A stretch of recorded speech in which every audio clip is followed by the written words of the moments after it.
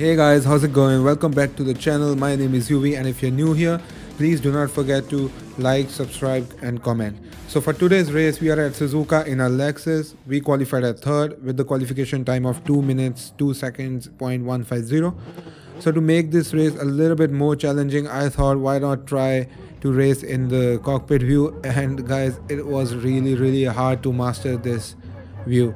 So this race was a very relaxing, very calm race, so I won't be narrating throughout the race because it's a pretty long race also, and I'll be only commenting on the important parts of the race. So as we start today's race, my strategy was not to attack in the very first corner and try to be calm and patient and take advantage of the mistakes. As you can see, I will let go of my gas right over here so that I don't get too close to the car ahead. And as I said, people do make mistakes on this track. At the first corner they usually run out because the judgment of the speed is a bit too hard to do here. So now I'm just trying to be stay in the slipstream of the Viper ahead and try to be as close as possible and not to make any mistakes over here. And because this is my first race in this view, I was a little bit of nervous, because for me it is a little bit hard to judge how wide is the car. So I usually went on the grass on my right side because I cannot see completely on the right side, and you'll see I think I made a mistake where I went onto the grass and I almost spun. Let's go ahead and watch that. Now as we come to the hairpin, it is not a very hard corner to take it in the cockpit view because you can completely see the curves and you can manage your car very easily. But as we come into the spoon, it is extremely hard for me to see on the both while entering the spoon on the right side and while exit on the left side. As we enter the spoon right now, you see on the right side it is very glary. The sun is very strong, so it is hard for me to see the curve over there. And same goes for the left side. Because of pillar A, I am completely blind where the curves are, so that I could enter to the straight as narrow as possible and as fast as possible. It was a really hard decision for me to make the car sit where I wanted. Same goes here. I went a little bit wide over here because of pillar A. I couldn't see the curb and I went wide. Same over here again. I actually braked late and I went wide on the hairpin, on the chicane, and I almost over here gave too much power and spun myself. But thanks to the God, I actually managed to hold it and I just lost one position. Actually, we came back where we started. So at this point again, I was not spooked at the moment. I was just being calm again, trying to keep the car stable around the corners and not take a lot of risk that would cost us more positions, because I have a good chance of gaining at least to come in the second position. So let's see what happens ahead.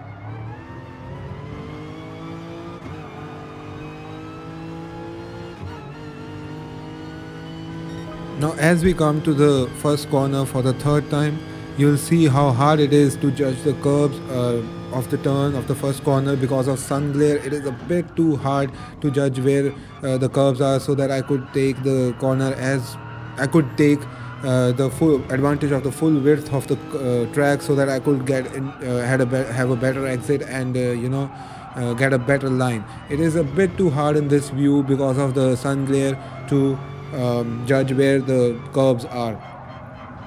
And for this view, it was very easy for me to use the rear view camera in the car, which is on the top right corner. I was completely comfortable by using that one, and I did not even look at the radar most of the time. I mean, it was a pretty easy mirror for me to use, because generally when you use a car in real life, you actually depend on that kind of rear view mirror rather than a screen.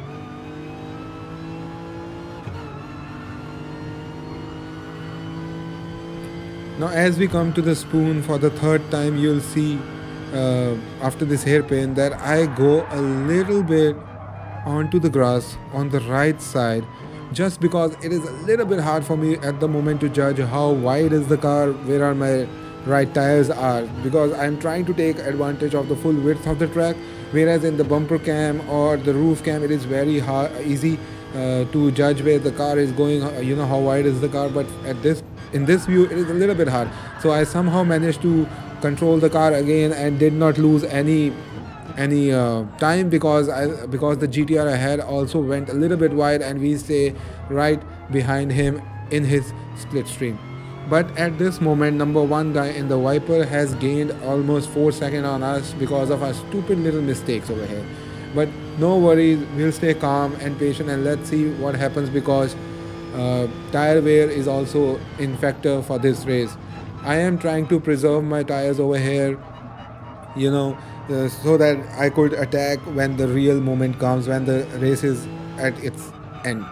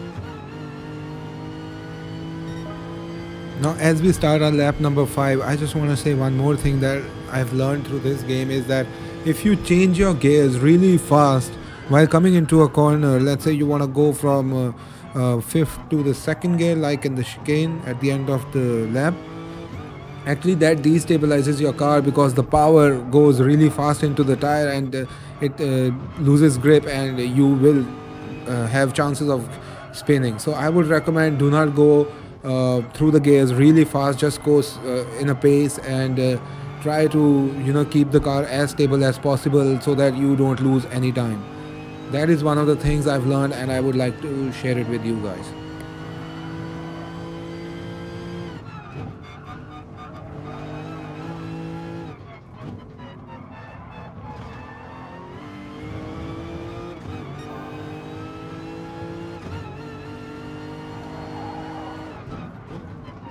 While racing in this view, I also noticed one thing, that I was getting a little bit nauseated, because whenever the car was coming really close, whenever I got really close to the car, I was focusing too much onto the car ahead, and more than around my surroundings, that when the car was turning and I was trying to turn with it, I felt a little bit nauseated, because I was not able to, my brain was not able to judge what was going around. I was just focusing on the movement of the car ahead, and it made me really uncomfortable in this view.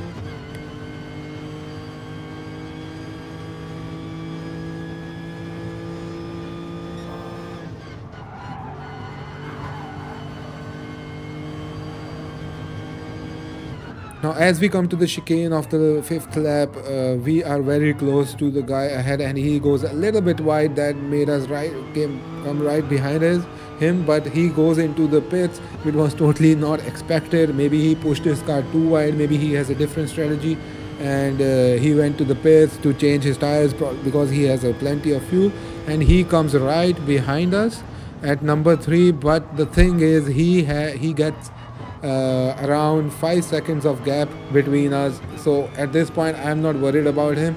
So because he won't be able to catch up to us for a while, even though he might be faster than us through the corners because of his fresh tires. But I highly doubt that he would come near. So at this point, I am trying to push my car a little bit so that I could get into the slipstream of the guy ahead. He is around 3.6 seconds ahead of us.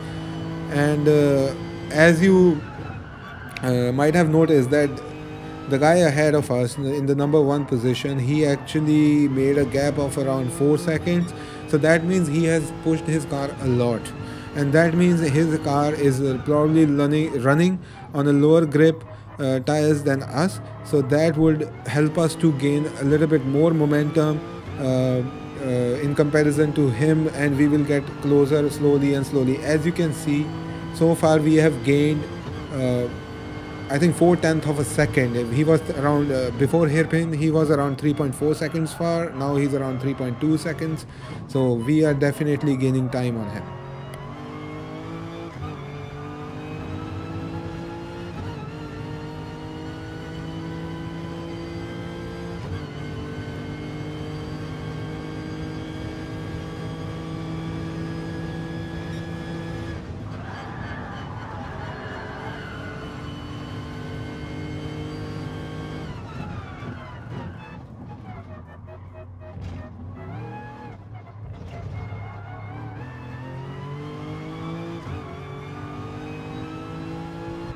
Now, as we start lap number 7, you can clearly see that we have gained over 1.5 to 1.7 seconds on the guy ahead. We are in his split stream.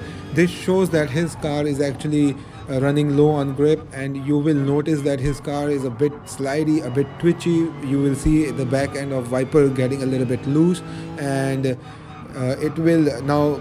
I'm sure he's feeling pressure because we are almost at the end of the race, and he will try to push his car too hard, which will again lower his grip levels more, and it will benefit to us.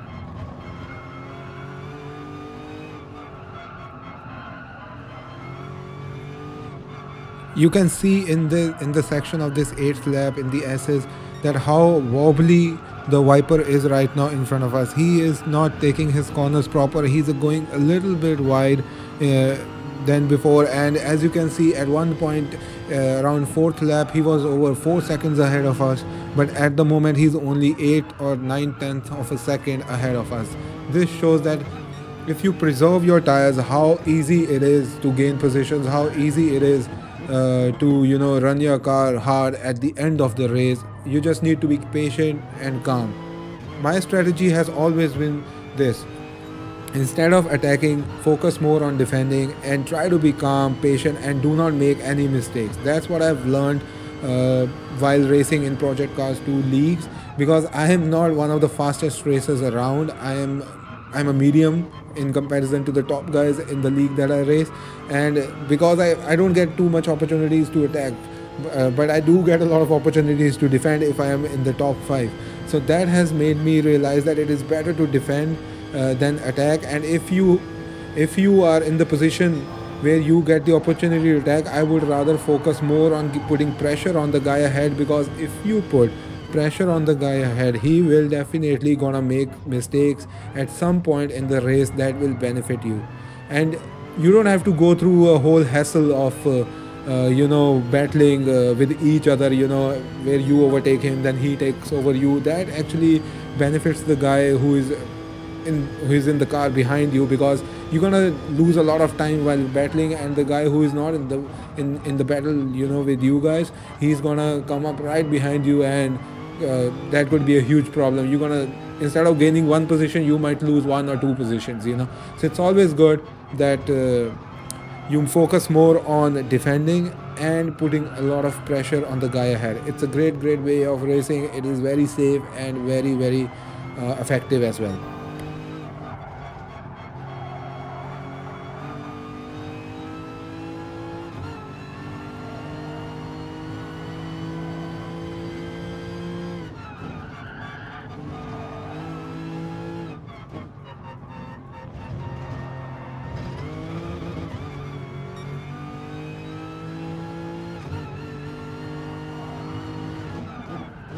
Now as we come to the hairpin here, you can see that how wobbly the back end of the Viper is. He is definitely feeling the pressure at this moment, because I am right behind him. He knows it. He's looking at me in his rear view camera, and he's trying to get away really hard, that he's actually pushing his car too hard at the moment, and he's definitely losing a lot of grip at this moment. And as we come to the end part of the race, let's see what happens, whether I am able to gain this position or not. At this point, I am very calm. I don't want this position. I'm actually happy being at second, but if the opportunity comes, I'm definitely gonna take, because over here you can see that he is really struggling to keep his car on the track. He's going wide, he's wobbly, he's low on grip, and he is in huge amount of pressure from me.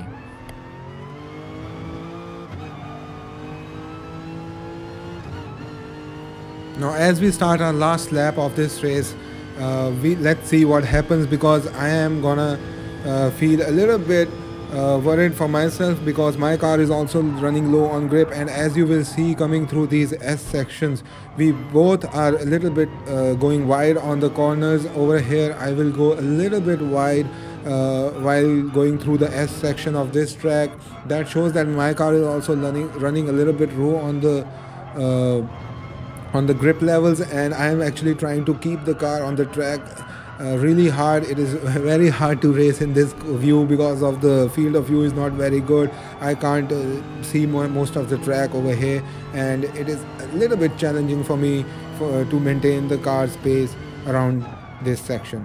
Now as we come to the hairpin over here, the Viper goes wide, and he makes a huge mistake while taking this right turn, and he almost spins, but he pushes the car too hard while coming out of the dirt, and he goes into the wall, and that has given us the opportunity to take number 1.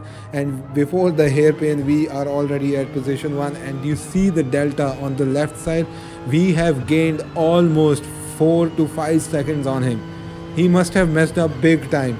He must have messed up big time before the hairpin. This shows that my strategy of putting pressure onto the guy has worked, and I have gained this position without battling for it, without, you know, compromising the time and letting the guy in third position come closer to us. Strategy, putting a lot of pressure onto the guy always works, always works.